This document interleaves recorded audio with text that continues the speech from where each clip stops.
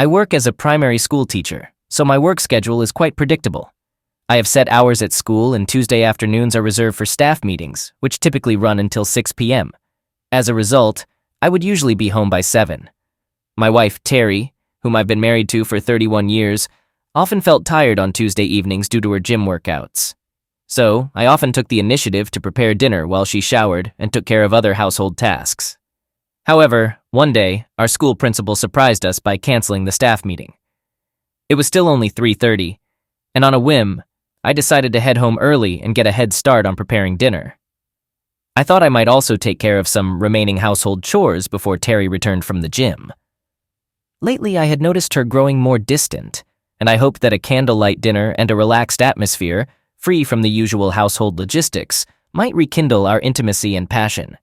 Our marriage had been going through a tough period, often revolving around financial issues. I observed Terry becoming increasingly distant from me. She seemed to want more control over various aspects of our lives and would become quite stubborn and argumentative when things didn't go her way. Despite these challenges, I considered myself a patient man. Today, I got home just like any other day, parking in our garage, which was quite a distance from our house. We had positioned the garage this way when our children were little to ensure their sleep remained undisturbed by car noises. Their sleep was precious, not just for their health, but for our sanity too. It gave us some quiet time to recharge while they slept soundly. So I parked and took a leisurely stroll up to our 2-story house. I noticed Terry's car in the garage, but it was a common sight on her workout days because she preferred taking the bus to the gym. As I entered the back door, my initial thought was that it was time to tidy up the space. I had a knack for fixing things around the house, so all the door hinges and moving parts were well maintained and noise-free. Nothing irritated us more than loud doors or squeaky hinges. However, the first thing that caught my attention was Terry's handbag still sitting on the kitchen counter. I knew she'd be upset about it. Terry was meticulous about keeping her purse nearby, no matter where she was in the house. This unexpected sight shifted my focus, and I began to notice other unusual things. Her gym attire, mainly a snug leotard and a sizable towel, lay on the floor near the kitchen counter.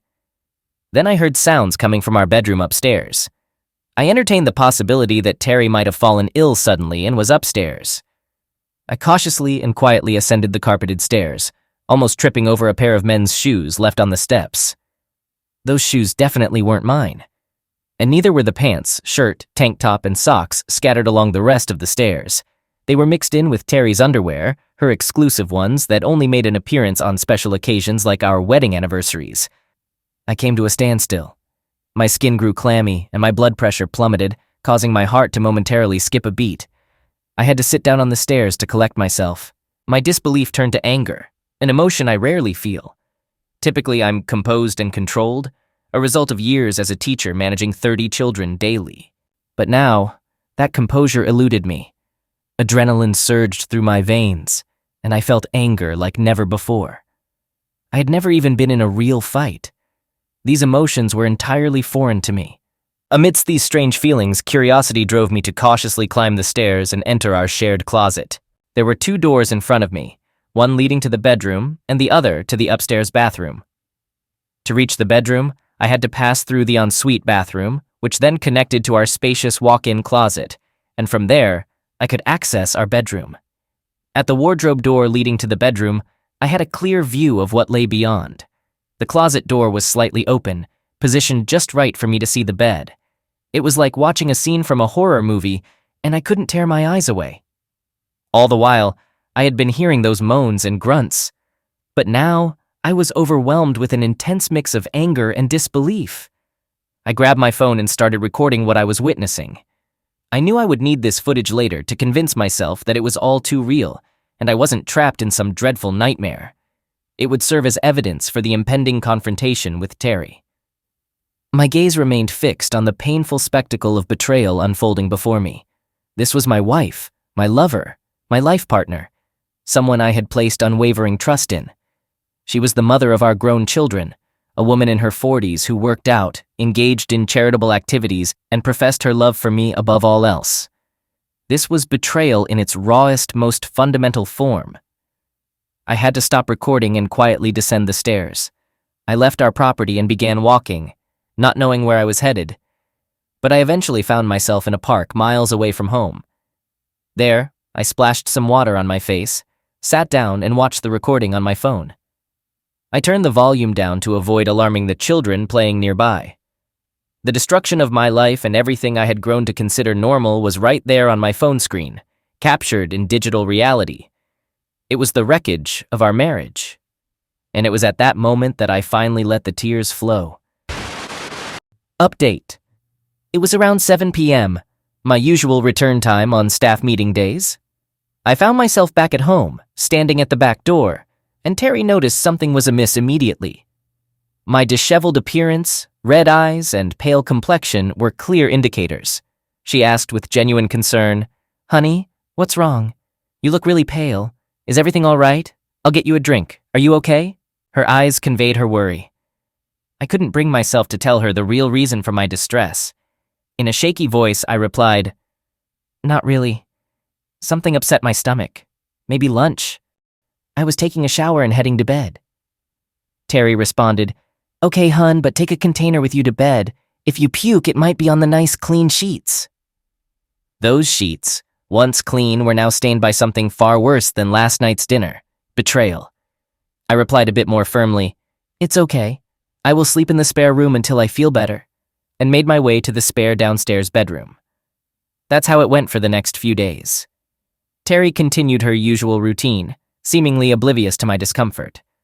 I was on autopilot with work, and I kept sleeping in the spare bedroom, using the excuse of potential illness. I knew I couldn't sustain that excuse for long. Eventually, I moved back into our bedroom, but sleeping in that place of betrayal was a challenge. Terry carried on as if nothing had changed. When Monday arrived, I had made a decision about what to do next.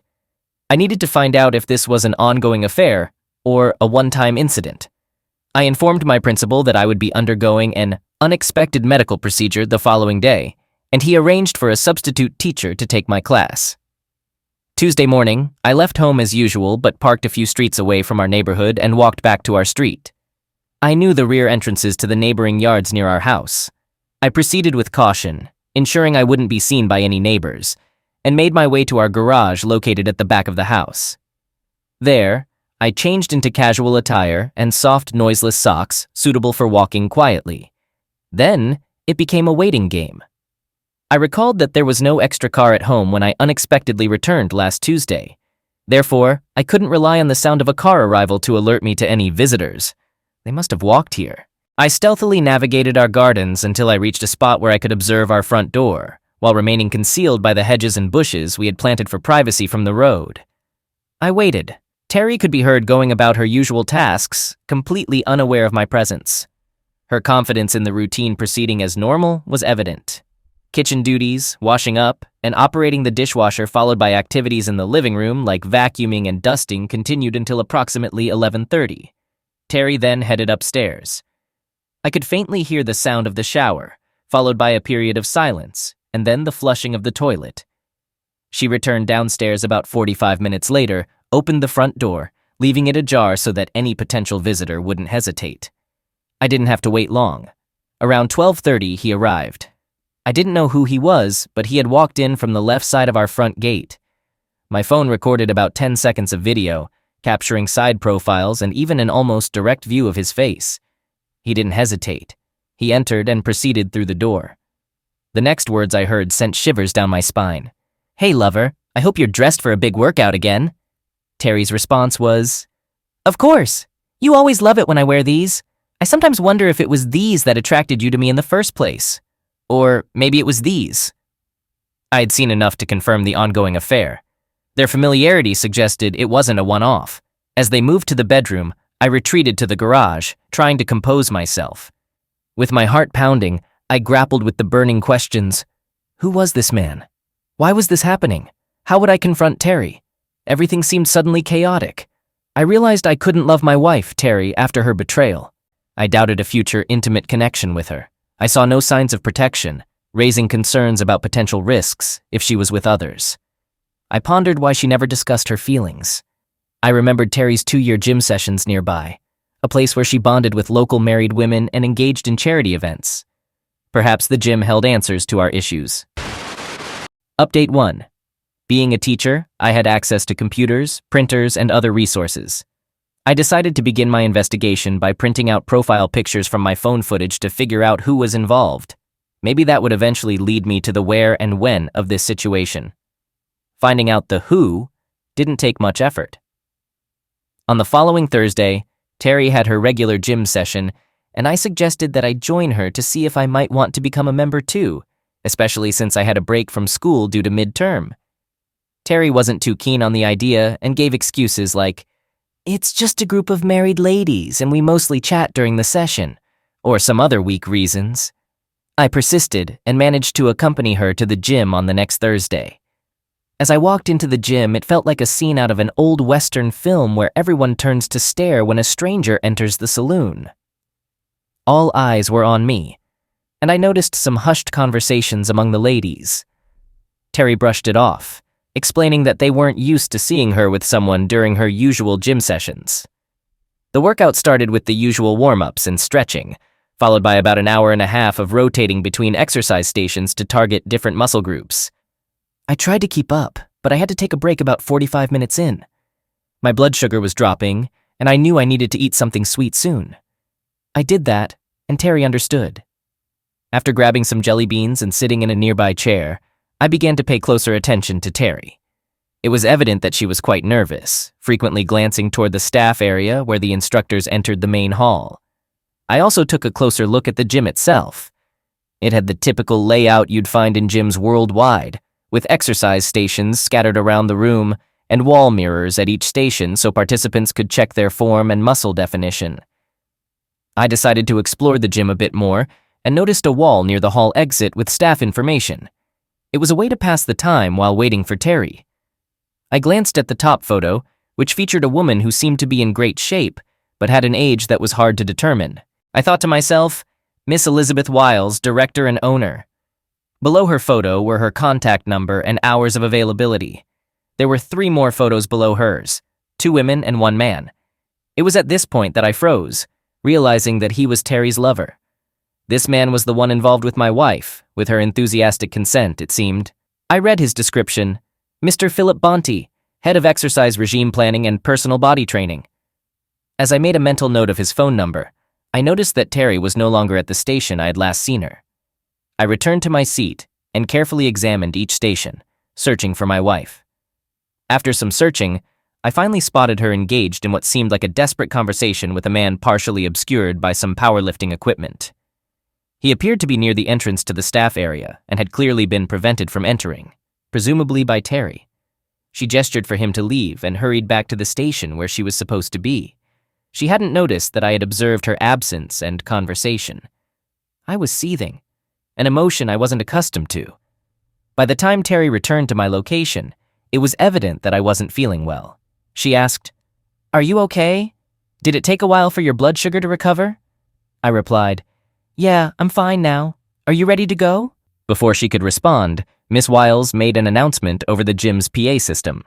She explained that tonight's usual final exercise session wouldn't happen because Mr. Bounty suddenly fell ill and had to leave.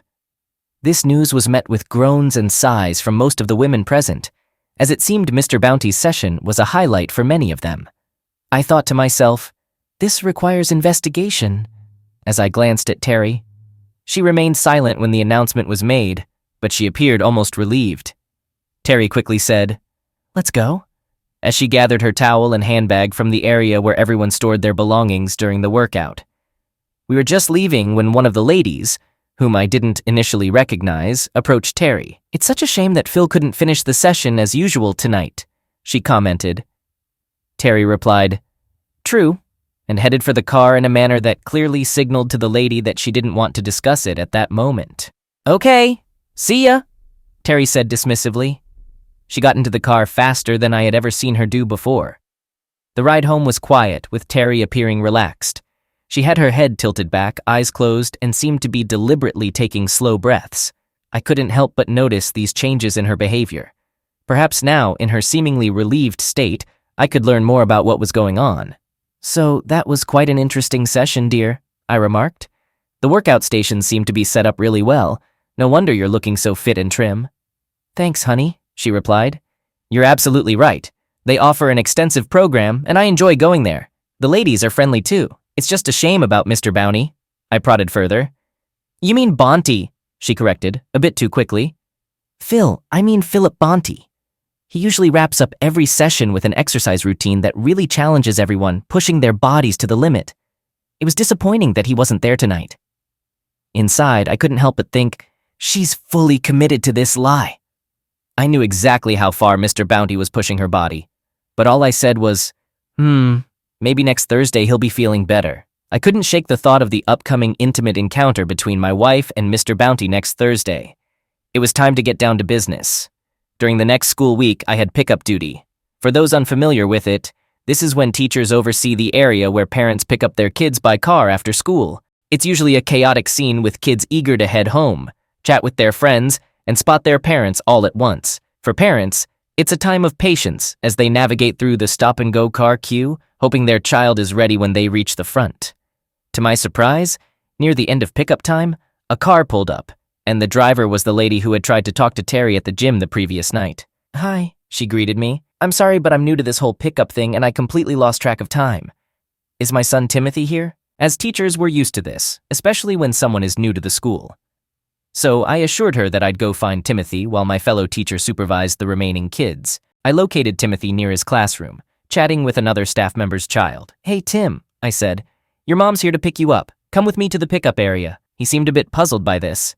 He was in the last year of primary school and didn't strike me as the type to forget about pickups. That's odd, he remarked. Mom is usually occupied with her gym instructor on Friday afternoons. She often picks me up late. At my previous school, she sometimes didn't arrive until around 5:30. The moment I heard gym instructor, my suspicions grew stronger. I continued the conversation, trying to stay composed and casual.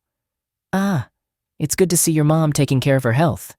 Exercise is a crucial part of a healthy lifestyle. Do you happen to know the instructor's name? I hoped the response wouldn't confirm my fears. Oh, his name is Bounty or something like that, replied Timothy.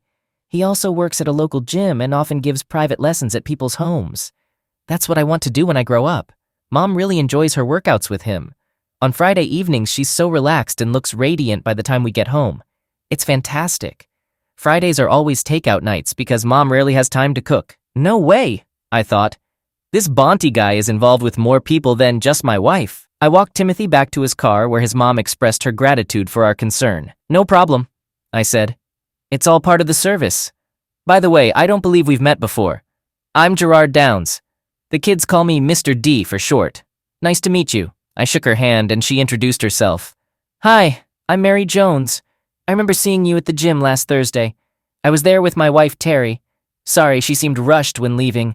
Mr. Bonty's absence seemed to disrupt everyone's routine that night. At that moment, her entire demeanor changed dramatically. While previously she had been an apologetic parent picking up her child from school, she suddenly turned pale and guarded. She appeared almost trembling as she said, yes, all right, I'll see you again, Mr. Downs.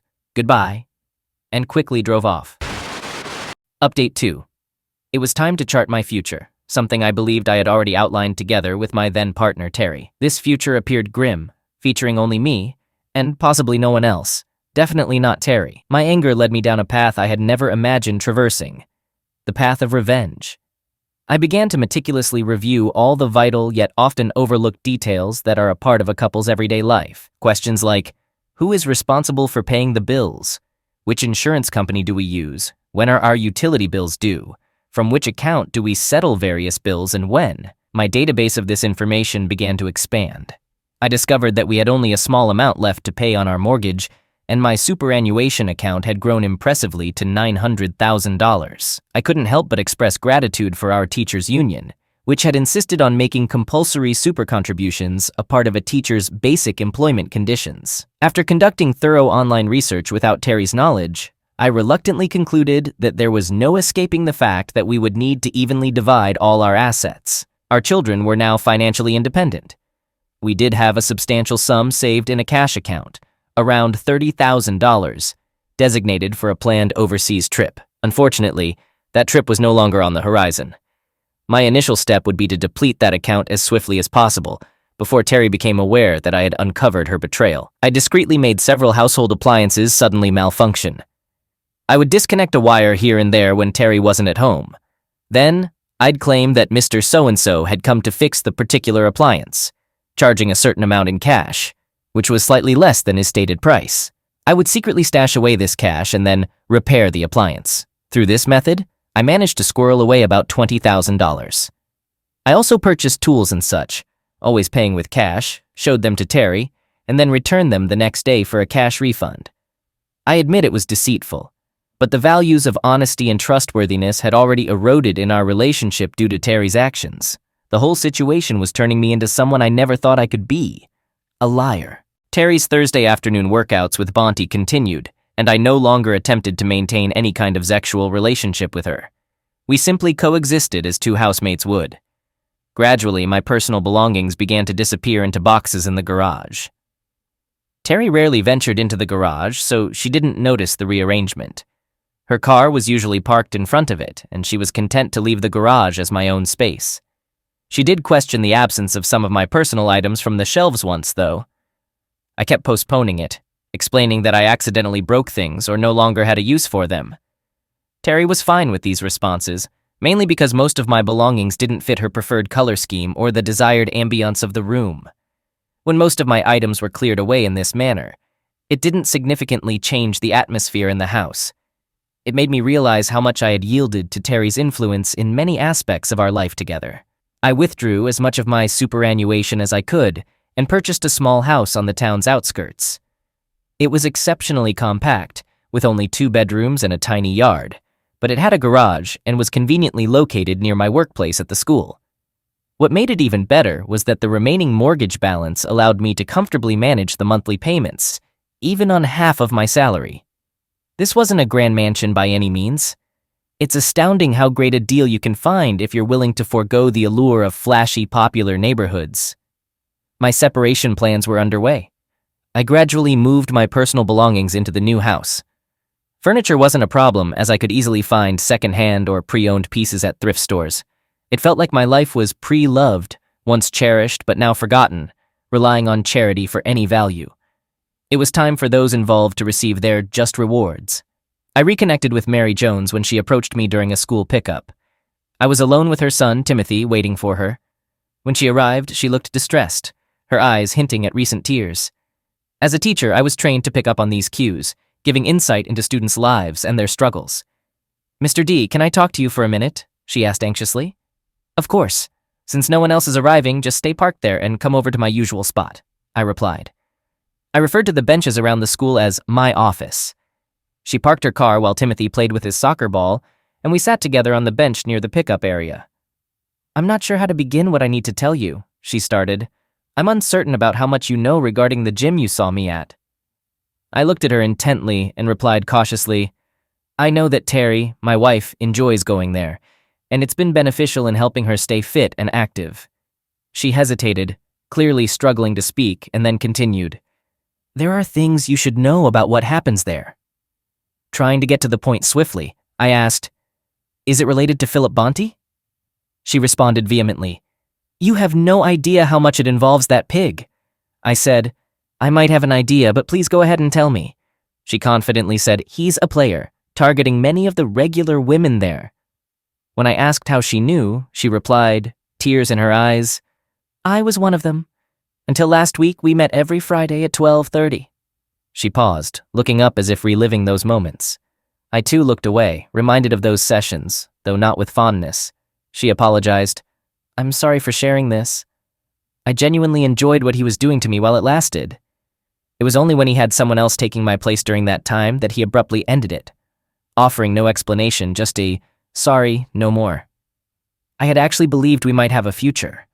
I'm divorced, and I missed the regular affection of a married relationship, so I was excited about experiencing it again, this time with him. I couldn't have been more wrong." I was completely shocked by her candidness. How could she think it was appropriate to share all of this with me? She must be really upset. Trying to provide some comfort, I responded a bit too hastily. "Marriage relationships aren't always what they seem." She looked at my face and noticed the pain and anguish in my expression. "You already know, don't you?" she asked slowly, shaking her head in disbelief. "You already know that he's been involved with Terry, your wife." I admitted, "Yes, I knew, Mary. Thank you for sharing this," though I struggled to conceal the bitterness in my voice. "But I've already set things in motion regarding the whole situation. I genuinely believe in karma, and I think it might catch up with him soon. That guy has to face the consequences," Mary practically shouted. "He doesn't care about who he hurts or how, as long as he satisfies his sexual ego, something he can brag about to his buddies at the bar. If you want my help to get back at him, just let me know. That guy has to pay, and he should pay dearly." She called her son over and departed. I sat there, deep in thought, for quite some time. Update 3. I found a measure of relief when Mary shared her story with me. For a while, my revenge plan felt like sour grapes, stemming from my inability to salvage my marriage. I realized it required deeper consideration. I began to ponder just how many other women he might be involving from the gym. It was time to gather concrete evidence. I couldn't help but be amazed by the man's stamina, but I suppose even the devil doesn't tire. I discovered that he worked at the gym every day except on Mondays when the gym was closed. I recalled the phone number posted on the gym's wall. Using the telecom's white pages, I traced the number back to an address, not more than 3 blocks away from our own. It explained how that scoundrel could conveniently walk over to our place to engage in affairs with my soon-to-be ex-wife. I told Terry that I'd be going for a walk each day around 5 p.m., claiming my specialist recommended it. Fortunately, Terry had no interest in joining me, and she knew it wouldn't interfere with her liaisons, so it all went smoothly. During my first evening walk, I headed straight to Bonte's address and observed that he lived in a ground-floor apartment among several similar units. His car was absent, so I lingered nearby to track his return. He consistently left our house well before 6, making it likely for him to arrive around that time. As expected, he walked into his apartment right before 6. This occurred every day I could go for a walk, except for my staff meeting day when I couldn't walk. I suspected he followed this pattern each day the gym was open. Did he have a different woman to rendezvous with on each of these days? I aimed to find out by progressively starting my walks earlier to monitor his daily movements. I decided to take a whole week off from school for this specific purpose. I went to an electronics store and purchased the necessary equipment. This included a discreet, long-range listening device, not the one that resembles a satellite dish. I also bought voice and motion-activated cameras with full-color HD capabilities, 5 of them to be precise. To ensure I had enough storage space for digital evidence, I acquired an extra portable hard drive for my computer. After purchasing these items on Monday, I proceeded to install one of the cameras in Bonte's apartment. Fortunately, his place wasn't overly spacious, more like a 1-bedroom apartment with a generous living and kitchen dining area. One camera sufficed to cover everything except his bedroom. Getting it into his bedroom was a breeze. I simply waited for him to head to the gym and retrieved his apartment keys from where he carelessly left them under the doormat. He couldn't have been less imaginative. After ensuring the camera functioned correctly, I departed. Now, whenever he made a movement or a sound in his apartment, the camera, equipped with a microphone, would activate and live stream both video and audio to my computer, where it was also securely stored with date stamps. It began operating as soon as Bonte returned home on Monday night, capturing clear footage of him enjoying a takeout meal in front of his television before retiring to bed around 9 p.m. On Tuesday, I waited until the gym had closed and then entered through the back door, which is often overlooked during the pre-closing checks in most stores. Fortunately, luck was on my side. I strategically placed the next camera in the private room located at the back, where clients usually undergo personal health assessments. This was the same room where Bonte often conducted sessions with his private clients. I couldn't help but question the kind of person I had become. Installing cameras in other people's spaces, essentially spying. I wondered where this would lead. By Wednesday, I seized the opportunity when Terry left for groceries and discreetly positioned the 3rd and 4th cameras in our bedroom and living area. Upon reviewing the footage from Tuesday, I was both surprised and unsurprised by what I observed and heard, given the context. Bonte woke up and promptly left, only to return later with breakfast. I couldn't help but think, lazy guy can't even make his own breakfast. He remained home until the gym opened and left at 10:30. During this time, he made an intriguing phone call. "Julie? Hi, it's Phil. Is he gone yet?" "Okay, see you at 12:30 at your place. Make sure to wear what I mentioned." "No, I'll be careful. No one will see me enter your place. Did you say he was going for 3 days?" "All right, maybe I can come on Thursday and Friday as well. We'll talk this afternoon, lover. After that, he ended the call and left with a noticeable spring in his step. I couldn't help but wonder how he planned to explain this to Terry. On Thursday, I set up shop in the garage with my computer, eagerly awaiting the unfolding events. Almost immediately, Bonte's camera feed appeared on my screen. He had woken up, gone out for breakfast again, and returned to make a phone call. It was Terry's phone he dialed, and the cameras streamed her side of the conversation as well. Hey, it's Phil. How's my favorite slot feeling today? Phil, don't talk like that on the phone. You never know who could be listening. Luckily, my husband has gone to work. See you at 12:30 as usual? Final update. Mary, the parent from school, seemed enthusiastic about helping in any way she could. So I asked her to compile a list of women that Scoundrel was involved with or had been involved with in the past. She tackled this task with enthusiasm, and within a week, she had names and addresses. To my shock and dismay, Terry's name was on that list. By this point, I had nearly severed all ties to our house, which had lost its emotional value and become a mere dwelling. Terry did comment once on how it felt strangely emptier lately. I simply explained that I was diligently decluttering my belongings. She accepted that explanation, as it didn't affect her possessions and even provided her more space. I had also moved the garage items to my new house. To complete my departure, I only needed a 20-minute effort to gather my remaining belongings and drive away in my car. I consulted with a divorce attorney, and all the necessary divorce documents were prepared and ready to be served promptly. The financial aspects were sorted out. Our savings for a vacation were completely emptied, with the funds transferred into my personal account. I carefully kept all the receipts for the fictitious purchases neatly organized in a folder, just in case they were needed as evidence. I adjusted the beneficiaries of my superannuation fund to our children and withdrew any available funds. I established separate bank accounts, credit cards, and insurance policies in my name alone.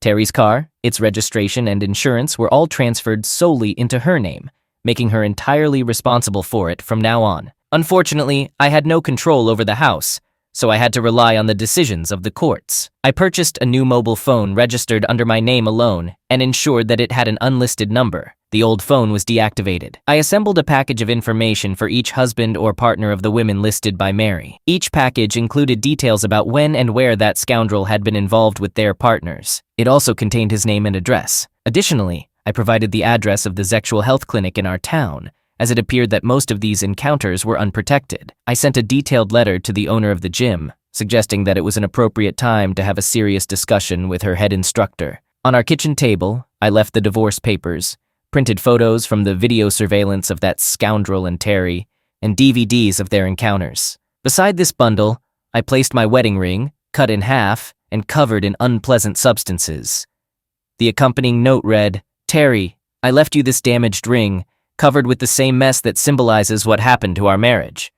Please refrain from contacting me unless it's through the attorney mentioned in the divorce papers. I've requested the school to prohibit your access to the school premises, so please avoid trying to reach me there.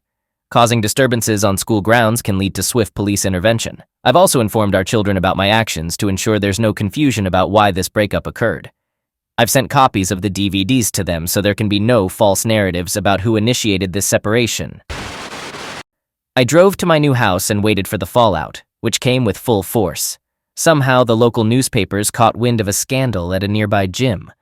The owner had no choice but to close the business and leave town. Meanwhile, a former gym instructor was discovered in a downtown back alley. It was believed he had been assaulted by an unidentified group of male attackers. A sudden surge of divorce petitions flooded the local court, and many houses were put up for sale. Terry returned home on that fateful day, discovered my parting gifts, and promptly fainted. A neighbor heard her scream and witnessed her collapse. It didn't take our observant 70-year-old neighbor long to realize why Terry had fainted. She promptly called emergency services before leaving her house, leaving the door open. Terry made attempts to contact me, but was unsuccessful on any of our phones. She even attempted to visit the school, resulting in her arrest. After spending a night in the holding cell and receiving a stern warning from a magistrate, her efforts to reach me slowed considerably. Our children didn't hold back in expressing their disapproval of her blatant infidelity. Fortunately, they were both married and had inherited more ethical views on fidelity from me, clearly not from Terry. The divorce proceedings were completed, and the remaining financial matters were resolved as per the usual process. Terry had to sell the house, and the proceeds allowed her to purchase a smaller home in the outer suburbs, where she currently resides alone. The stigma of being known as one of the infamous gym slots never left her. Whenever she ventured uptown, she faced numerous sidelong glances and whispered snickers. The resulting depression, stemming from this rejection and shame, eventually led to her receiving care in a mental hospital. As for me, I continued with my teaching profession, living contentedly in my new home.